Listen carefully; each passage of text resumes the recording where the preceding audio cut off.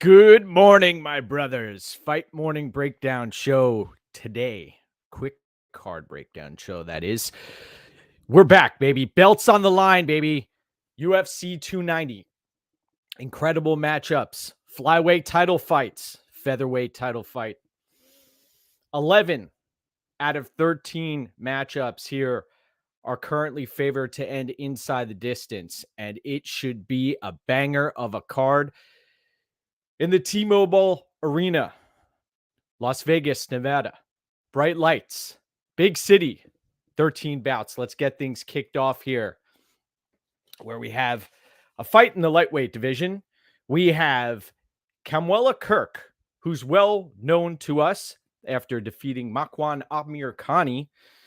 And he's a fighter who is going to come out there and look to put on a pace against Esteban Ribovic. Ribovic coming in as the minus 145 betting favorite. Ribovic, his takedown defense, as the youngsters say, may be sus. And he's taking on a Kirk, who is known to fight a solid game plan. Did not look great in his most recent performance. Kirk has a significant reach advantage here. Ribovic, as we've seen in his previous matchups, will use his Kimura to escape, but he is a power puncher, someone who, against Loic last time out, showed us that he's capable of going deep into the fight.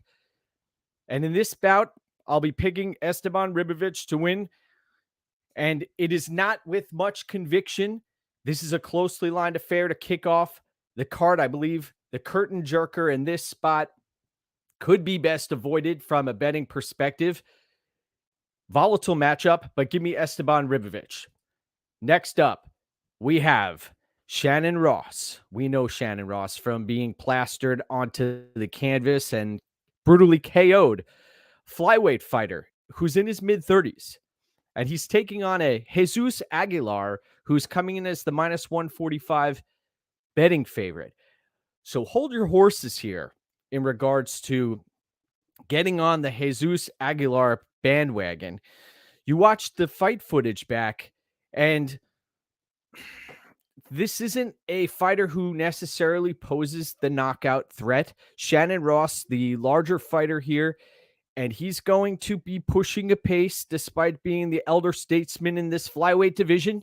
He's going to, if he is not knocked out, which, you know, he's been rendered unconscious a few times inside the octagon, multiple times in one fight, to be honest. You watch back that Contender Series bout, and Ross can come across as a human punching bag, but in this spot, I'm leaning towards the underdog here in Shannon Ross. This is a winnable fight for him.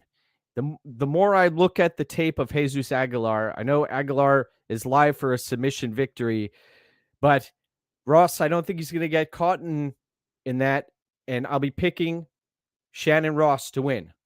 Cheers to you on this fight morning. We're going to toss back some coffee here. Cheers to everybody who takes part in the UFC handicapping and enjoying the sweet science. Next up, where we have Cameron Simon taking on Terrence Mitchell.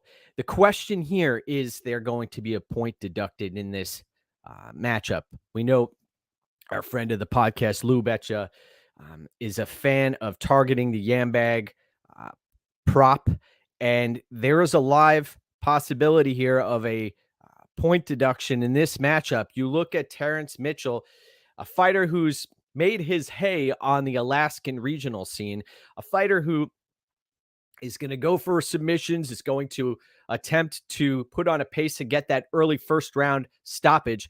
But Cameron Simon is a fighter out of South Africa who we've got Dricus du Plessis on this card. They typically fight on the same fight cards, and I like what I've seen. Last time out, I know that he was in a close bout against Mana Martinez, and we hit Cameron Simon live in that spot and caught him at a great number. I know he was a massive favorite last time out. Look at this, minus 585 currently. I'll be picking Simon to win. I think that he has the tools to get it done. Granted, he is a liability on the feet at range.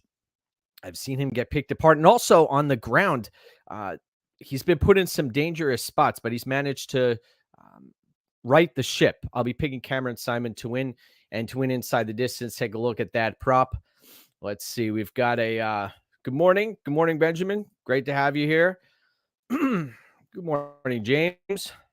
Good morning, Professor Chaos. Looking forward to breaking down the co-main event of the evening, where I have one of my strongest takes. Next up, where we have Vitor Petrino taking on Marcin Prachinio. Prachinio coming in as the plus 205 underdog. You've got Petrino sitting at minus 245.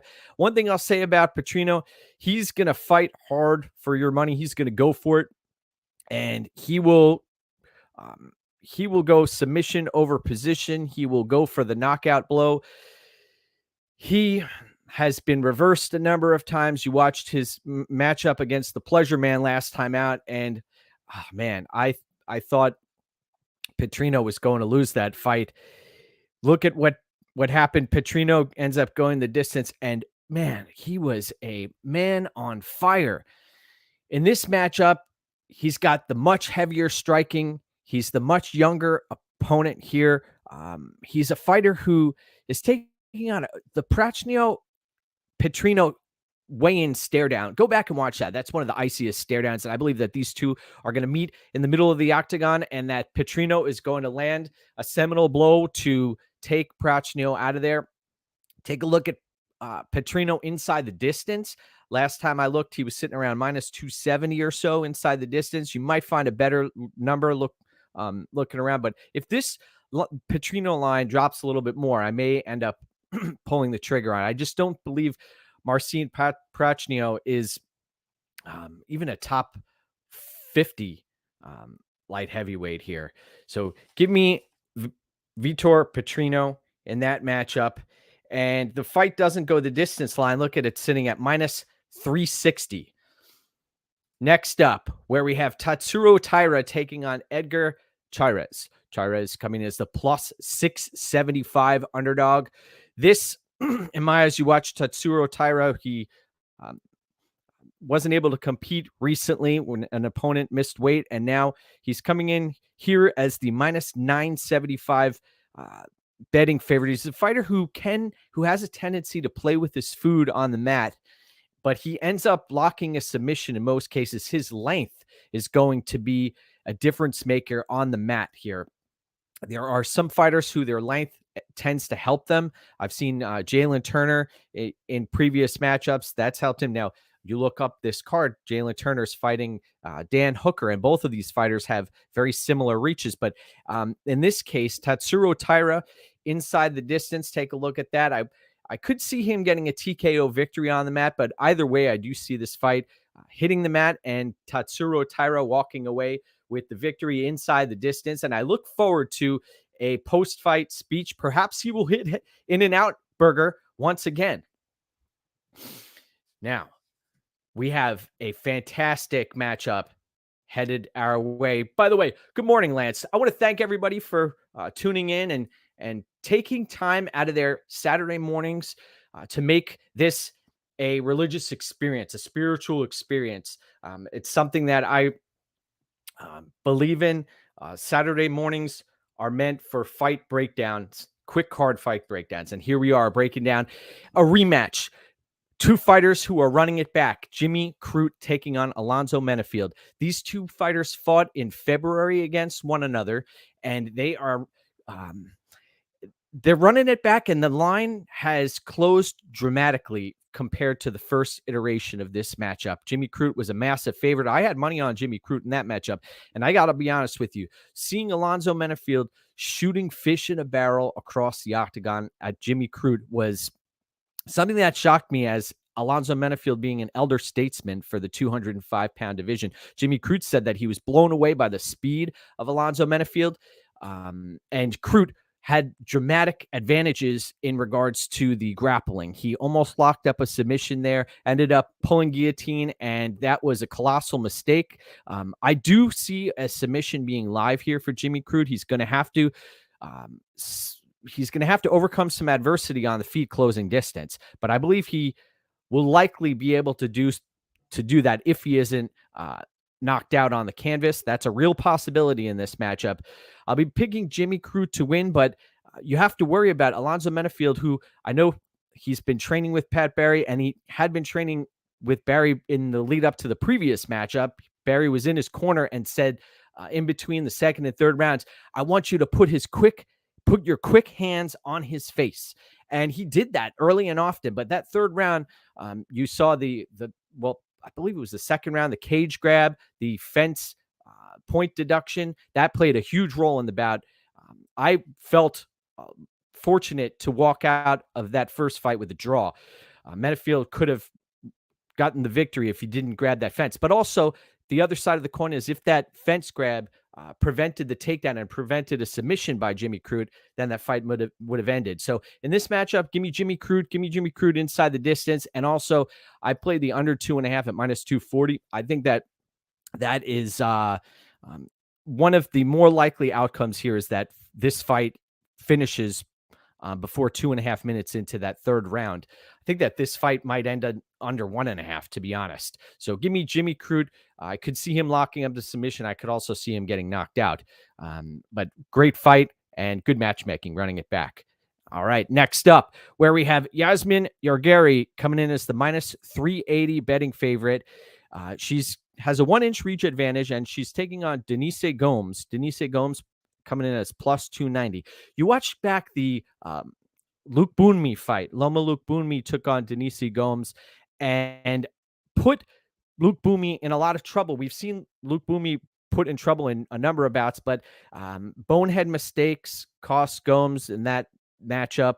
And she's coming off of a win over Brazil. And in this fight, I think that the firepower of Yargary is going to be the difference maker here. She is going to get the crowd on its feet. I suspect that there'll be a few minute break between the Crute Menifield fight because there'll likely be a finish in that bout. The DJ will be playing some tunes, and people will be possibly inebriated at this point in the card.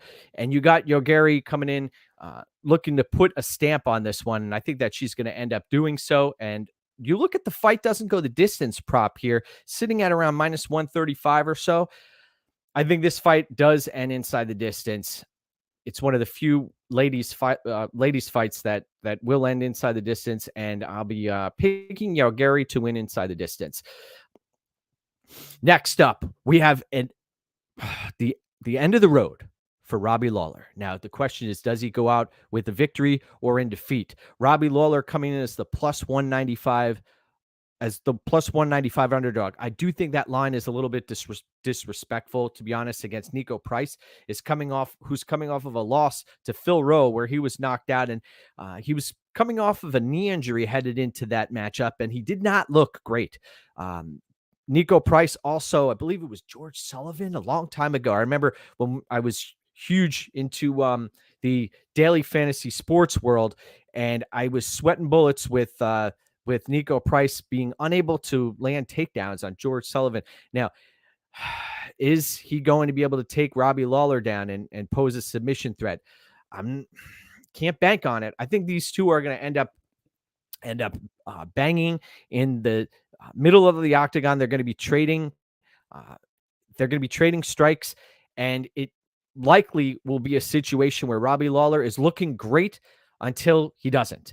And unfortunately, that's the way I see this fight playing out. I know that Robbie Lawler is live, and that he not too long ago fought very well against Nick Diaz. But in this spot, I think that you're talking about a fighter who's 41 years of age, someone who's really sacrificed themselves inside of the octagon. You watch the way that Robbie Lawler has conducted himself throughout his career. He's a blood and guts type fighter who will take one to give one. And we've seen his lights put out by Woodley and others. Man, this is a tough one. I understand. I want to see Robbie Lawler walk out with a victory here, but I have to pick Nico Price. I think the younger, fresher fighter, although Price is taking a tremendous amount of damage also. These fighters are both, man, I see what they're trying to do here too with Lawler, giving him a matchup where this is a winnable fight for Robbie Lawler.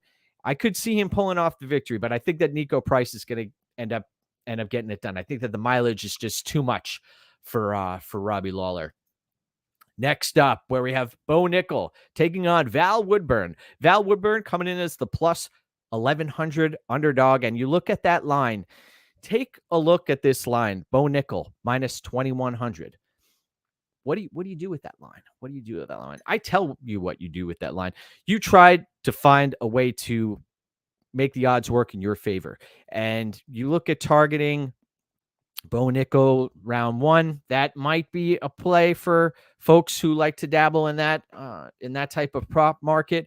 But I do not see this fight getting out of a round and a half. I think Bo Nickel is going to come out here and do what he does best. But here's the thing about this card, in this card specifically, is there are a number of fighters here on this card who pose a real threat as far as power goes.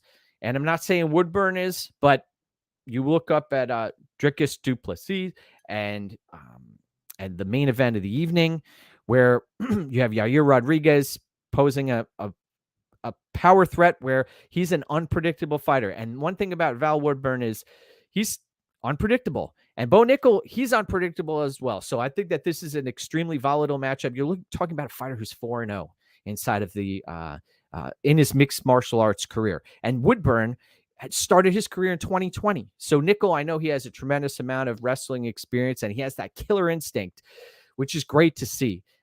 So the odds, this is absurd to some degree, but also folks may see value in the minus 2,100 once it's all said and done. So I'd be picking Bo Nickel to win round one. I think that's the best way to target that matchup if you wanted to play that fight. Now, let's talk Jalen Turner against Dan Hooker. Jalen Turner, the last fighter to take to the scales yesterday at the weigh-ins, came in at 158 and looked to add additional muscle headed into this bout versus Dan Hooker. Dan Hooker, a seasoned veteran, somebody who is not going to get flustered inside of the octagon. The problem I see here is I could see Jalen Turner coming out here and trying to come out hot. And that could be a situation where we saw in the Arnold Allen fight where Hooker, you can find him and get to him. We saw against Chandler and others that if Hooker starts to find his groove, that's when he's dangerous. But this fight is a dangerous one. I do see this fight ending inside the distance. You look at the line here, fight doesn't go the distance, minus 360. And this line is starting to get a little crazy as far as it becoming wide. Jalen Turner, minus 285. You look at Turner, he has a submission threat here. He has the youth, a lot less mileage on him, but he can get KO'd also. One thing I have to mention here, you look at the striking defense of Jalen Turner. Go back to the percentage of his defense, his striking defense is very low, very low. I think somebody mentioned to me, I think it was Stargarian. I believe that he shared that 43% distance range striking for Jalen Turner. That is not good. That is horrific, actually. So if Dan Hooker is able to come out here and start landing hooks, landing knees up the middle, the problem he's fighting a fighter who's equally as long, and Turner, I believe, is starting to use his length well. So I'm going to be picking Jalen Turner to win, but I could see Dan Hooker posing a threat here if he's able to find the target on Turner. The Rydell fight, there have been others where Turner seems to be turning the corner here against Gamrot. Also I'm impressed that the arrows pointed up on Turner, and the Puelles fight, not much to take away from that. Puelles is a horrible matchup. Dan Hooker just walked right through him. We were able to cash in that spot. So give me Jalen Turner there. Now, this is a fascinating matchup where we have Robert Whittaker taking on Dricus du Plessis. Du Plessis asked for this matchup. This is a matchup that he believes is a great stylistic matchup for him, which is mind-boggling to me, because Robert Whittaker, when you watch the tape back, if he stays at range, he's the much more technical striker, and he has a great gas tank, and his wrestling defense has held up to snuff. So, Dricus du Plessis, how does he think he can win this fight? I'll tell you how he thinks he can win this fight. He's going to push a pace. He's going to make this fight ugly. He's going to try to get right in Robert Whittaker's face, just like he did at the stare downs. And he's going to try to land something at it within distance, a big strike, whether it be him using leg kicks or him just grown manning Robert Whittaker to the mat and going submission over position and sacrificing himself in this process. So I do see Dricus du Plessis coming out here and giving his best effort. He's waited his entire career for this moment. And the other thing is, Robert Whittaker, if you can find his chin, he does not have a great chin. I know he's survived against Yoel Romero, etc., but there are times when he's been put on Queer Street and he gets rocked, and you know, as a minus 375 betting favorite, you want to put yourself in situations where you have to avoid situations like that. And Dricus du Plessis is one of these fighters who can come out here and shock folks. And you talk about the lead up to a matchup with Israel Adesanya.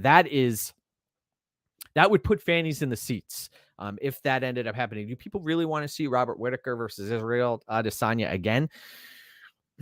I know I'm going to be picking Whittaker to win, but I'm going to be pulling for Dricus du Plessis to shock the world and get the T-Mobile Arena ecstatic headed into the co-main event of the evening. But give me Whittaker, but I'm avoiding this fight from a betting perspective. If you did want to play something, I think that the under 2.5 or fight doesn't go the distance may be the play. Du Plessis, in most fights, he ends up just going too hard.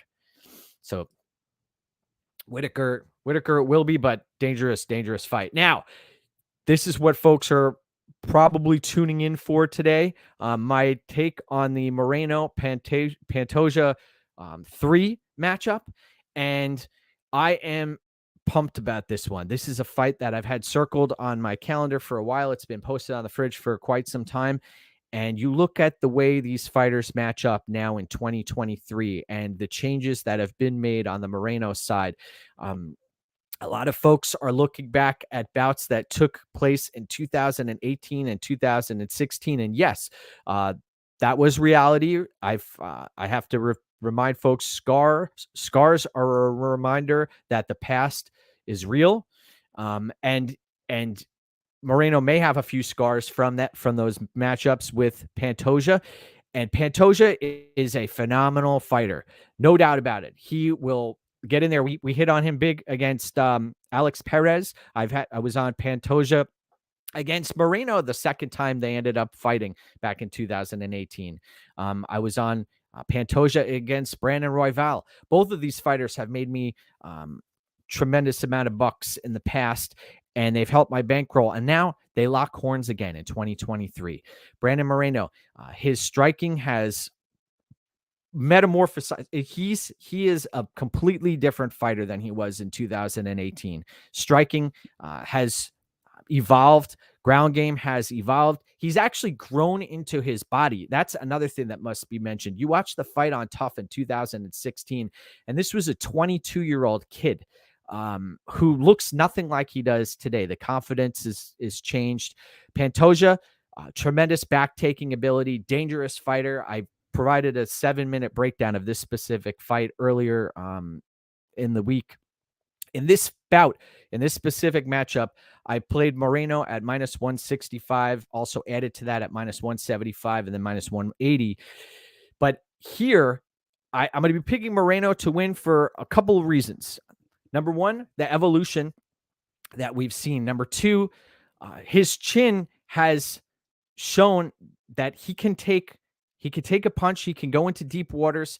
He is under the tutelage of Fortis MMA, which I believe is a big help. He's got to be ready for two Pantojas. Number one, a Pantoja who's going to come out guns blazing, as he does in many fights. Just walk straight forward with no regard for what's coming back at him. He did that against Alex Perez, against Royval. There have been many others. And so that's one Pantoja that may come out here. The other Pantoja that may come out is somebody who sits back and picks apart Moreno. But I believe that the striking part of this game has changed dramatically. Moreno with the 2-inch reach advantage. You look back at a fight that took place in 2018 compared to 2023. Moreno was 24 years old in that matchup. Now he's 29. He's the champion. He's had multiple camp changes. He's evolved. I know that the bouts that took place in 2018 and 2016 are on the record. They are real.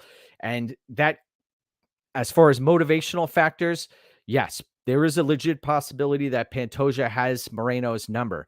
But I believe that the tables have turned here and that Moreno is the rightful favorite. And you're going to hear the crowd, if this fight gets extended, start pulling big time for Moreno here.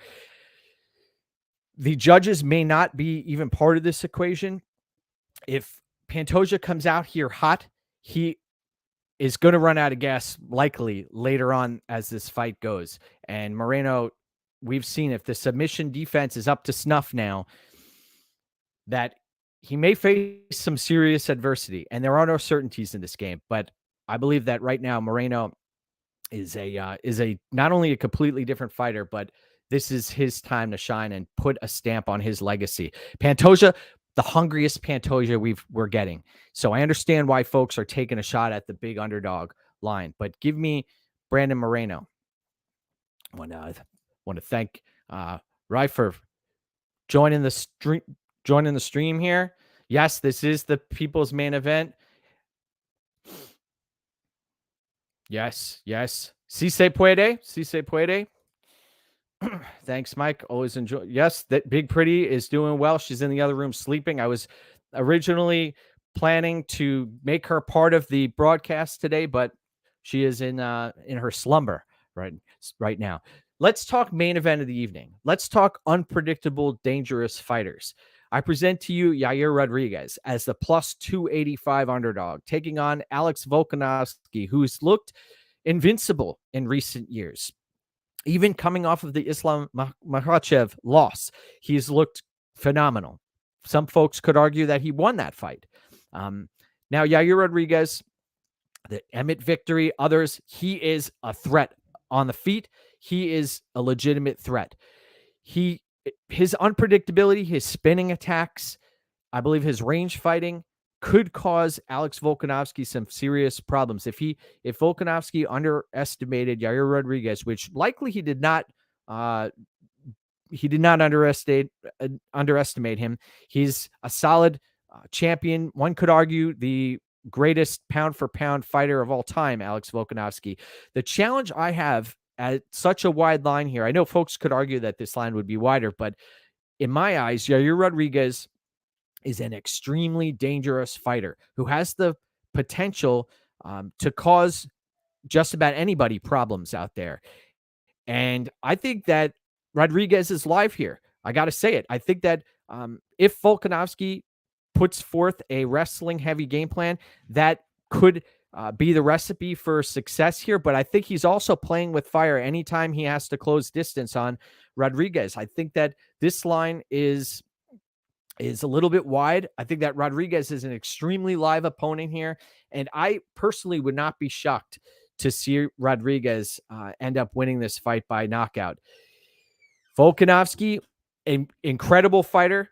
I will be picking Volkanovski to win just for a number of reasons. He's shown us against Aldo and others. He has the ability to put tremendous game plans together. And Rodriguez has looked like a fish out of water on the mat in years past, but he will fight his ass off and he will give up position. He'll turn his back to get up. Rodriguez also sometimes has a tendency against Holloway to hang out in guard and just just stall. But I think that the moment has arrived for Rodriguez, and that we are in for a hair-raising experience here tonight.